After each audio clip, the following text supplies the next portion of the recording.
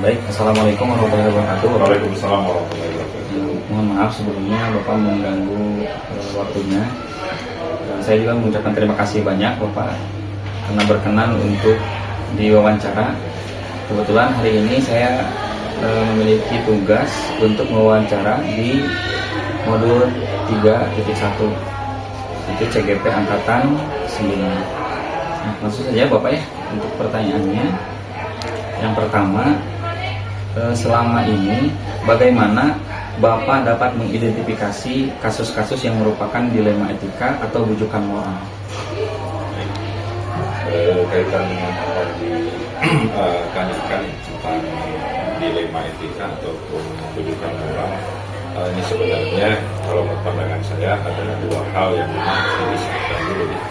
Ketika dilema etika itu adalah bagaimana kita menghadapi situasi bersamaan dengan kepentingan yang sama dan memiliki derajat kebenaran mungkin yang sama. Sementara kalau bukan moral ini lawan antara benar ataupun salah, kemudian baik ataupun buruk. Nah, oleh karena itu tentu hal ini perlu kita identifikasi dan ketika ada bicara tentang dilema etika dan bujukan moral. Namun terkait dengan apa yang disampaikan tadi, identifikasi dan tentang hal tersebut itu memang kalau yang sering saya lakukan tentang hal tersebut yaitu bagaimana saya melihat dulu seharusnya ataupun idealnya tentang permasalahan yang terjadi, apakah sesuai dengan norma ataupun perilaku nilai-nilai yang ada, ataupun memang itu kebaruan yang memang semua orang menganggapnya menjadi hal yang baru. Kadang-kadang kan dalam misalnya dunia persekolahan ketika ada inovasi ataupun terobosan-terobosan untuk membangun sekolah, kemudian dihadapkan dengan karakter budaya sekolah yang tentu bersifat bersifat tata kelola yang lama lah singkatnya, ini tentu akan akan bertabrakan seolah-olah. Tapi intinya memang ketika kita bicara ini yang paling penting adalah yaitu tadi seharusnya atau idealnya itu seperti apa, dan itu harus dijadikan sebagai rambu ataupun semacam penunjuk arah dan disepakati bersama. Kalau itu tidak menjadi kesepakatan bersama, ya tentunya ini akan berdampak besar.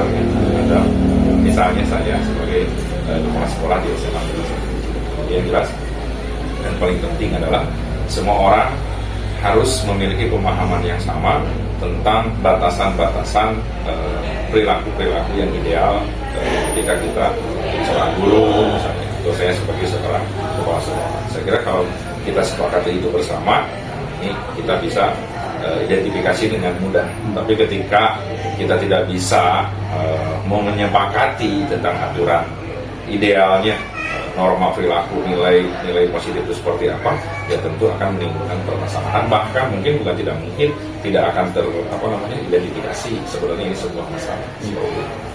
Ya. Kemudian Bapak selanjutnya, selama ini bagaimana Bapak menjalankan pengambilan keputusan di sekolah Bapak, terutama untuk kasus-kasus di mana ada dua kepentingan yang sama-sama benar atau sama-sama mengandung nilai kebajikan? Baik, nah itu nyambung ya dengan yang pertanyaan pertama tadi ya.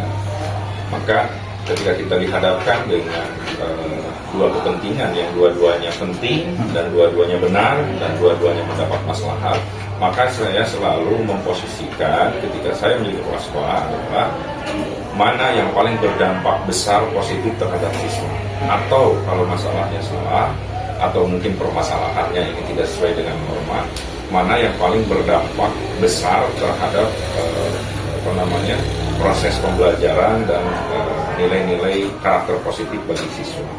Ketika sudah saya bisa identifikasi mana yang berdampak besar buruk atau berdampak besar baik terhadap siswa, maka biasanya disitulah saya bisa mengidentifikasi masalah-masalah sekaitan dengan proses pembelajaran. Mungkin kalau dalam program yang dijalankan oleh Mas Salman dengan Pak Anjar di program penggerak ini adalah bagaimana terhadap apa sih yang paling berpengaruh terhadap kebahagiaan siswa di sekolah. Nah, itu yang menjadi prioritas bagi saya dalam hal mengidentifikasi permasalahan tentang etika dilema ITK ataupun kebijakan. Selanjutnya Bapak, langkah-langkah atau prosedur seperti apa yang biasa Bapak lakukan selama ini? Langkah-langkah yang biasa saya lakukan karena memang saya kepemimpinan sebagai kepala sekolah itu biasanya menggunakan kepemimpinan kolaboratif ya, sehingga saya bisa menambah sebuah permasalahan dan memang alhamdulillah selama ini jarang terjadi sekaitan dengan permasalahan dilema etika ya. Tapi ada pun pengambilan keputusan, langkah-langkahnya saya kira secara umum sama aja dengan ketika kita menghadapi permasalahan yang lainnya ya. Misalnya yang pertama, semua orang ya harus menyepakati juga bahwasanya ada nilai-nilai misalnya yang ditutup gitu ya, atau ada nilai-nilai atau norma yang jauh dari ideal gitu ya, dan itu harus diketahui bersama. Yang kedua adalah ketika ada permasalahan tersebut, siapa saja yang terlibat di dalamnya gitu ya, siapa yang paling berperan, siapa yang membantu ya, siapa yang mensupport, siapa yang menggerakkan, itu ini harus kita kenali ya. Ketika kita tidak bisa mengenali itu, ya tentu permasalahannya bisa jadi akan melebar kemana-mana. Jadi kita kunci, atau kalau istilahnya ya kita kita bukan sudutkan ya, Fokuskan. Nah, kita fokuskan permasalahannya ke hal itu aja dulu yang paling banyak kaitan dengan pelanggaran misalnya yang dilakukan. Kemudian yang ketiga itu adalah bagaimana kita mengumpulkan fakta-fakta yang ada. Saya kira ini penting juga, karena kadang-kadang apalagi sekarang banyak sekali ketika sudah ada permasalahan, nah itu medsos itu kan sudah banyak informasi tambahan yang mungkin jauh dari kebenaran. Makanya faktanya itu memang harus komplit gitu ya. Kemudian baru setelah itu saya lakukan investigasi ya. Investigasi ini adalah untuk bagaimana bisa mendapatkan penguatan dari fakta-fakta yang utuh gitu ya. Setelah itu baru mungkin ya, saya mengambil keputusan. Keputusannya nih seperti apa gitu ya. Kemudian terakhir saya refleksikan juga keputusan ini berdampak atau tidak, atau dampaknya positif atau tidak. Nah ini biasanya saya lakukan seperti itu. Selanjutnya Bapak, hal-hal apa saja yang selama ini merupakan tantangan untuk Bapak dalam pengambilan keputusan pada kasus-kasus dilema etika? Ya. Nah, ketika bicara kasus dilema etika itu tadi, sekali lagi saya kembali ke pertanyaan yang awal ya, kebermanfaatannya itu seberapa besar sih berdampak terhadap prestasi belajar siswa. Itu tetap yang menjadi dasar saya dalam setiap pengambilan keputusan apapun permasalahan ya, bisa itu kedisiplinan guru misalnya, ataupun bisa hal-hal yang lain lah berkaitan dengan dilema ITK atau bujukan moral itu, yang mana yang akan berdampak atau menghambat terhadap proses belajar siswa, itulah yang harus mungkin segera kita kita selesaikan. Dan dengan kita berorientasi apa yang paling berpengaruh terhadap siswa, dan saya kira ini akan menimbulkan atau akan berdampak terhadap pengambilan keputusan yang paling efektif. Jadi ketika misalnya saya menangani satu permasalahan, saya mengambil beberapa individu, tapi proses pembelajaran tetap tidak boleh terganggu, ataupun pembelajaran harus berjalan dengan semestinya seperti itu. Jadi tetap ketika ada satu permasalahan disebut efektif bagi saya adalah ketika semuanya tetap melindungi kepentingan dan kebutuhan siswa-siswi di sekolah. Seperti itu. Baik Bapak, selanjutnya apakah Bapak memiliki sebuah tata kala atau jadwal tertentu dalam sebuah penyelesaian kasus dilema etika? Apakah Bapak langsung menyelesaikan di tempat atau memiliki sebuah jadwal untuk menyelesaikannya?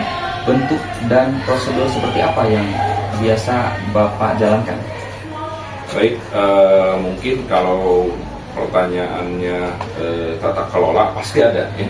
Nah, adapun diselesaikan di tempat atau ada rondon untuk menyelesaikan masalah, bisa dua-duanya. Ketika skala masalahnya itu tidak terlalu melebar atau tidak terlalu besar, yang saya akan langsung selesaikan saat itu juga. Tapi ketika melibatkan banyak orang, melibatkan beberapa unsur, melibatkan beberapa kepentingan, tentu saya harus dengan matang menyusun sebuah rencana untuk menyelesaikan permasalahan-permasalahan yang ada. Misal ya, kalau kaitan dengan sarana prasarana di sekolah yang mengganggu atau menghambat proses pembelajaran, ya tentu harus saya segera untuk ambil tindakan. Tapi ketika saya masalahnya membutuhkan koordinasi dengan berbagai pihak, ya tentu saya harus mengatur strategi, membuat tata kelola yang teratur supaya permasalahannya dan solusinya bisa tepat sasaran. Kemudian Bapak, adakah seseorang atau faktor-faktor apa yang selama ini mempermudah atau membantu Bapak dalam pengambilan keputusan kasus-kasus dilema etika, Pak? Ya.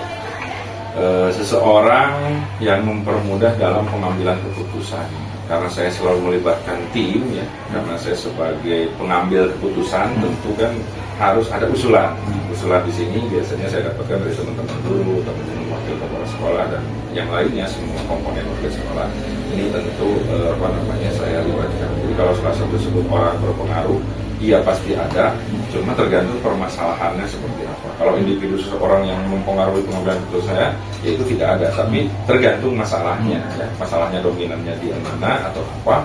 Nah tentu saya akan mempertimbangkan siapa orang yang memiliki kapasitas yang mumpuni di bidang itu, sehingga itu bisa saya sebagai pertimbangan sebelum mengambil kebijakan itu. Baik Bapak, pertanyaan yang terakhir Bapak. Dari semua hal yang telah disampaikan oleh Bapak, pembelajaran apa yang dapat Bapak petik dari pengalaman Bapak sendiri dalam mengambil keputusan dilema etika? Ketika kita pengambilan keputusan dilema etika ya, misalnya antara itu tadi, kadang-kadang kita selalu berbenturan antara rasa iba ya atau kasihan dengan kebenaran. Kemudian juga kadang-kadang kita berbenturan misalnya antara nilai-nilai kebaikan misalnya dengan kejujuran. Ya. Itu memang selalu ada.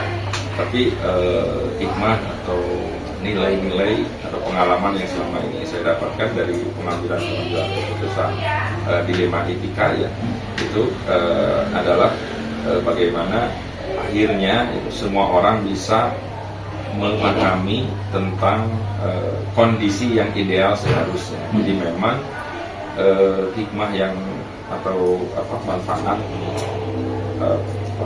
pengalaman yang terbaik.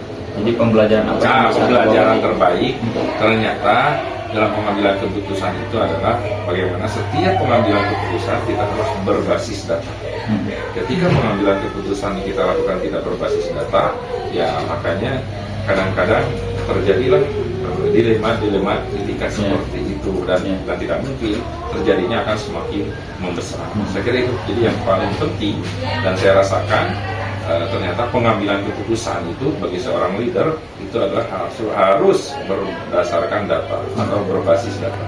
Karena sekali lagi kalau tidak berbasis data, maka keputusan yang diambil juga akan bisa saja jadi melenceng ataupun akan tidak tepat sasaran, dan akhirnya justru permasalahannya akan semakin membesar. Ternyata dalam pengambilan keputusan dilema etika itu tetap kita harus membuat sebuah keputusan yang utuh gitu, yang satu. Tidak bisa kita memuaskan semua pihak, tapi insya Allah kita bisa membawa semua pihak menjadi pribadi atau individu ataupun kelompok menjadi yang lebih baik lagi. Saya kira itu Pak Salman. Baik Bapak, terima kasih banyak atas kesediaan Bapak untuk diwawancara pada kesempatan hari ini. Saya cukup terinspirasi Bapak dengan apa yang Bapak sampaikan, dan mudah-mudahan saya mendoakan Bapak mudah-mudahan selalu diberikan kesehatan, kekuatan, dalam memimpin, dan tentunya ketika mengambil keputusan mudah-mudahan Bapak selalu bijaksana Amin. dan arif dalam mengambil keputusan. Itu saja Bapak, terima kasih. Mohon maaf mengganggu waktunya. Assalamualaikum warahmatullahi wabarakatuh. Waalaikumsalam warahmatullahi wabarakatuh. Baik, assalamualaikum warahmatullahi wabarakatuh, Pak. Waalaikumsalam warahmatullahi wabarakatuh. Terima kasih Bapak atas kesediaannya untuk hari ini. Perkenalkan, nama saya Salman Hadi. Hari ini saya selaku calon guru penggerak di angkatan 8 yang hari ini saya sedang melaksanakan tugas untuk mewawancarai kepala sekolah, di mana tugas ini berada di modul 3.1. Nah Bapak, mohon maaf sebelumnya Bapak ya, apakah Bapak berkenan untuk diwawancara? Insya Allah. Baik, Bapak, selama ini ketika Bapak menjadi kepala sekolah di SMP Sampai Bulan Al Barokah. Nah, selama Bapak jadi kepala sekolah, bagaimana Bapak dapat mengidentifikasi kasus-kasus yang merupakan dilema etika atau bujukan moral? Baik, berkenaan dengan pertanyaan tadi yang disampaikan, sebenarnya memang tugas kepala sekolah itu kan memang salah satunya memutuskan. Artinya ketika ada problem tentu ada tim yang juga membantu kepala sekolah. Artinya biasanya yang saya lakukan adalah ketika ada sebuah kasus, otomatis kita butuh mengumpulkan data, mengumpulkan data. Berarti di sana ada tim. Kalau misalnya masalahnya itu berkaitan dengan siswa, itu kan ada wali kelas, ada guru, ada BK, ada beasiswaan. Maka informasi-informasi itu yang membantu kita sehingga bisa mengidentifikasi masalah itu. Kemudian Bapak, selama ini bagaimana Bapak menjalankan pengambilan keputusan di sekolah Bapak, terutama untuk kasus-kasus di mana ada dua kepentingan yang sama-sama benar atau sama-sama mengandung nilai kebajikan? Kalau masalah itu sebenarnya memang selalu kadang kita dihadapkan dengan masalah tersebut. Tentu semuanya ada patokannya. Nah, kalau prosedur yang saya lakukan tentu yang pertama adalah tadi identifikasi masalah, ataupun diagnosa terlebih dahulu apa masalahnya, seperti apa masalahnya. Selanjutnya, tadi kalaupun terjadi dilema di masalah itu, tentu kita memiliki konsep istilah dalam usul fikih itu takdim al-aulawiyat, takdimu aham fal muhim. Jadi mengedepankan yang paling penting terus yang penting, seperti itu. Maka nanti kepentingan itulah yang menjadi dasar ataupun membantu kita dalam memecahkan kasus yang dilema ini, seperti itu. Jadi ada pertimbangan mana yang lebih penting, seperti itu yang akhirnya menjadi sebuah keputusan. Baik Bapak, selanjutnya langkah-langkah atau prosedur seperti apa yang biasa Bapak lakukan selama ini? Langkah-langkah pertama tadi identifikasi masalah, mengumpulkan data. Setelah datanya terkumpul, maka kita pelajari, diagnosa apa masalah sebenarnya. Setelah kita tahu masalahnya, berarti kita mencoba untuk dicarikan solusi daripada masalah-masalah ini. Karena tentu seorang dokter pun ketika kita berobat kan tidak langsung dikasih obat, tapi diidentifikasi dulu, didiagnosis dulu masalahnya apa. Jangan sampai ada perkataan kepala dinas itu mengatakan atau jujur digawe hulu, yang masalahnya itu kan di pantatnya gitu ya, maaf ya, dan dia yang diobatinya kepalanya itu tidak tepat. Maka mungkin termasuk dalam sistem kali ini ada istilah PDB perencanaan berbasis data. Dan itu yang kita lakukan, ada datanya, setelah itu kita carikan solusinya. Baru setelah itu kita ambil sebuah keputusan. Baik Bapak, hal-hal apa saja yang selama ini Bapak anggap efektif dalam pengambilan keputusan pada kasus-kasus dilema etika, Pak? Sebenarnya memang yang paling efektif itu kita punya data ya. Mm-mm. Kita punya data yang benar, data yang real seperti itu. Ya. Karena kalau tadi datanya benar, insya Allah kan ada sebuah keputusan yang benar. Ada istilah saya itu, kalau salah diagnosa maka nanti salah keputusan. Ya, diagnosanya salah, artinya keputusannya salah. Saya pernah ada kasus ya, karena diagnosanya salah, ya, akhirnya nanti kan kita mengira ternyata masalahnya ini. Kita putuskan ini, ternyata bukan itu. Maka yang paling efektif itu kita tahu masalahnya. Setelah itu kita harus tahu solusi yang terbaik. Ya. Kalaupun dalam obat berarti obat yang manjur. Ya, setelah itu diputuskan. Nah, selanjutnya Bapak, apakah Bapak memiliki sebuah tata kala atau jadwal dalam sebuah penyelesaian kasus dilema etika? Apakah Bapak langsung menyelesaikan di tempat atau memiliki sebuah jadwal untuk menyelesaikannya? Bentuk atau prosedur seperti apa yang Bapak jalankan? Untuk menyelesaikan masalah biasanya saya akan fleksibel ya, fleksibel tergantung masalahnya itu.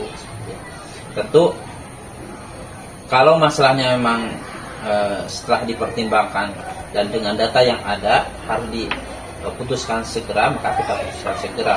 Kalaupun misalnya memang tidak diputuskan segera, maka kita undur sedikit karena kita menginginkan prinsip tepat ya, tepat dalam memberikan solusi bagi sebuah masalah. Karena tidak semua masalah itu harus direspon dengan cepat, tidak semua masalah juga direspon dengan lambat. Artinya harus tepat seperti itu. Dan untuk menyelesaikan masalah tentu yang saya lakukan pahami dulu. Nah, tadi kalau perlu diputuskan sekarang, putuskan sekarang. Tapi kalaupun misalnya harus nanti ada istilah kalau kita seorang muslim ya istikharah terlebih dahulu kan, meminta petunjuk seperti yang seperti itu yang kita lakukan. Baik, adakah seseorang atau faktor-faktor apa yang selama ini mempermudah atau membantu Bapak dalam pengambilan keputusan dalam kasus-kasus dilema etika? Yang mempermudah itu tentu ya karena prinsip saya dalam memimpin itu ya kita tidak ada istilah atasan bawahan ya, kita nyebutnya tim seperti itu. Jadi yang mempermudah menyelesaikan masalah itu tim seperti itu. Tim, terus selanjutnya adalah bagaimana kita komunikasi. Jadi masalah sebesar apapun kalau dikomunikasikan insya Allah akan selesai. Dan ada yang mengatakan laisatal muskilat kita diwujudiha lakinal muskilata idza ajizna an halnya. Jadi masalah itu bukan masalahnya sebenarnya yang masalah itu, tapi masalah itu kalau kita enggan menyelesaikan masalah itu. Kalau masalah itu walaupun masalah itu besar, tapi kalau kita mau ya insya Allah akan selesai. Selanjutnya adalah masalah itu sebenarnya besar ataupun susah itu akan tergantung pada keilmuan kita. Orang yang tahu ilmunya ya masalah sebesar apapun akan menjadi mudah. Itu tentu butuh tadi tim untuk juga kita mendapatkan inspirasi. Mungkin kita juga sering sharing dengan teman-teman kepala sekolah ataupun guru-guru ataupun pengawas sehingga kita mendapatkan inspirasi dalam menyelesaikan sebuah masalah. Selanjutnya Bapak, pertanyaan terakhir, dari semua hal yang telah disampaikan, pembelajaran apa yang dapat Bapak petik dari pengalaman Bapak dalam mengambil keputusan dilema etika? Jadi pelajaran yang bisa saya ambil adalah yang pertama mungkin sebenarnya kan masalah itu pendewasaan, dan saya berprinsip selama kita masih hidup, selama kita belum masuk surga pasti akan tetap ada masalah. Karena masalah itu tadi bagian dari pendewasaan, bagaimana kita bisa dewasa. Dan masalah itu ya tergantung tentu dengan kapasitas kita. Allah tidak akan memberikan sebuah masalah kecuali ya Allah juga melihat bahwa kita sudah sehingga tadi kita bertambah dewasa dengan masalah itu. Selanjutnya juga dengan adanya masalah itu kita tentu bisa mengontrol emosinya. Karena dengan ada masalah yang dilema ini kan kita harus mengetahui mana yang harus didahulukan, mana yang harus dibelakangkan, harus diputuskan sekarang atau harus diputuskan nanti. Ini kan berhubungan juga dengan bagaimana kita mengontrol dan memanage emosi kita. Kadang-kadang ketika ada masalah kita ingin cepat-cepat seperti ya, ingin cepat-cepat, padahal sebenarnya nggak baik. Ataupun kadang ada masalah kita biarkan, akhirnya masalah itu semakin besar. Artinya bagaimana kita bisa mengontrol emosi. Selanjutnya juga kadang dari masalah ini ya memperkaya wawasan, terus juga kadang menambah silaturahmi, karena ada masalah misalnya baik itu dengan guru ataupun dengan siswa ataupun dengan orang tua. Dengan komunikasi akhirnya kadang dengan masalah itu kita semakin erat ya. Dengan komunikasi, silaturahmi kadang-kadang kita menjadi semakin erat. Yang paling utama mungkin kita semakin dewasa. Baik Bapak, terima kasih banyak Bapak bersedia untuk diwawancara pada kesempatan hari ini, dan saya sejujurnya sangat terinspirasi ya, dengan Bapak, karena Bapak ini termasuk pemimpin yang cukup bijaksana dalam pengambilan keputusan, terutama keputusan-keputusan terhadap masalah yang memang sangat dilema. Nah itu Bapak, terima kasih banyak atas waktunya. Mudah-mudahan Bapak selalu diberikan kekuatan oleh Allah untuk terus memimpin dengan bijaksana dan adil. Itu saja. Assalamualaikum warahmatullahi wabarakatuh.